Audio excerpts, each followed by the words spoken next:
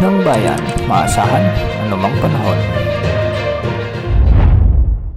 Magandang araw po sa ating lahat. Narito na ang latest update sa lagay ng ating panahon ngayong araw ng Martes, Oktubre 22, 2024 at sa binabantayan nating si Bagyong Christine. Lumakas pa si Bagyong Christine at ngayon ay isa ng tropical storm habang nasa karagatan pa rin ng Pilipinas, malapit sa Bicol Region. Huling namataan ng pag-asa si Bagyong Christine sa layong 370 kilometro silangan ng Virac, Catanduanes. Taglay ngayon ang lakas ng hangin na umaabot sa 65 kilometro bawat oras malapit sa gitna at pabugsong, umaabot sa 80 kilometro bawat oras. Mabagal itong kumikilos ng pakanluran sa bilis na 15 kilometro kada oras. Napakalawak ng bagyong ito kaya maraming lugar na sa bansa ang nakararanas ng masungit na panahon.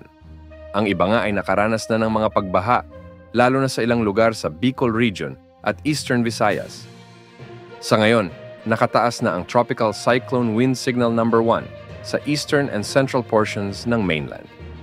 Cagayan, Isabela, Quirino, ang southern portion ng Nueva Vizcaya. Isabela, Quirino, ang southern portion ng Nueva Vizcaya. Aurora, ang eastern portion ng Rizal, the eastern portion ng Laguna, ang northern at eastern portions ng Quezon. Kasama na ang Polillo Islands.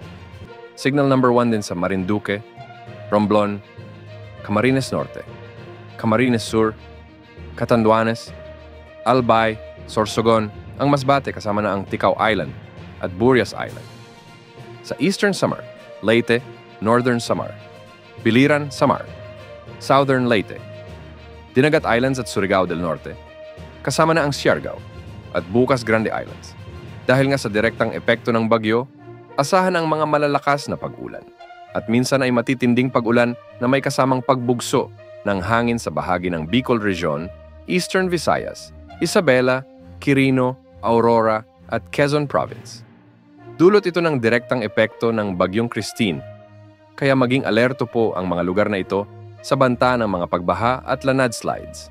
Samantala, magiging maulap na may kasamang isolated rains and thunderstorms naman sa Metro Manila, Ilocos Region, Central Luzon, Calabarzon, Cordillera Region, Mimaropa, ang buong Visayas sa may Zamboanga Peninsula, Northern Mindanao, Basilan, Sulu, at sa Tawi-Tawi. Dulot na rin ito ng trough o malawak na kaulapan na nadala ni Bagyong Christine.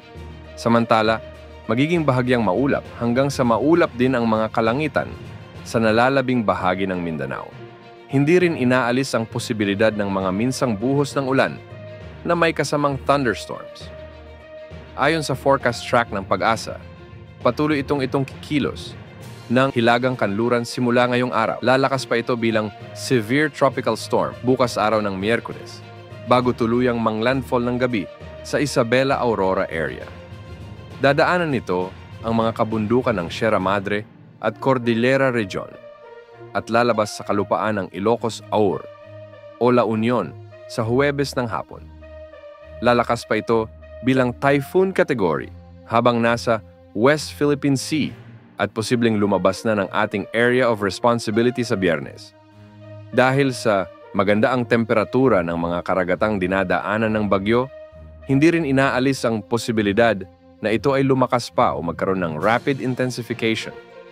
Hindi rin inaalis ang posibilidad na bumaba ng bahagya ang track nito habang papalapit sa silangan ng Northern Luzon. Dahil dito, may tsansa pa rin ng pagtama o paglandfall sa bahagi ng Aurora o Quezon area, kaya posible rin na daanan nito ang Central Luzon at makakaapekto rin sa Metro Manila. Yan ang update sa lagay ng panahon. Ingat po tayo at maghanda. Ito po ang weather update ng bayan, maaasahan anumang panahon.